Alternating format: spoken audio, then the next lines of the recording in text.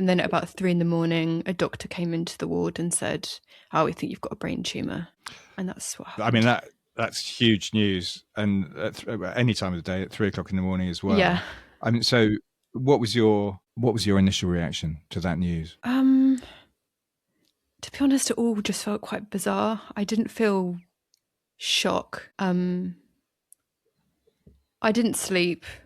And I was just kind of thinking everything through. And then, like I mentioned before, I think my sort of defense mechanism kicked in, and I thought, well, I need to start making something. I'd kind of already worked out that if this was going to get really bad, if it is a brain tumour, I'm not going to be able to use clay in bed. So that's not an option. We're going to have to move on to something else.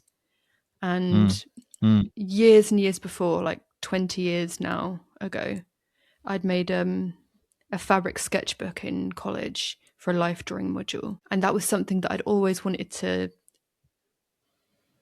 take further and play around with a little bit more. And I thought about the Louise Bourgeois quote, "Sewing is an act of emotional repair." And I just kind of knew that that's what I was going to do. I don't really know why, but that's what happened.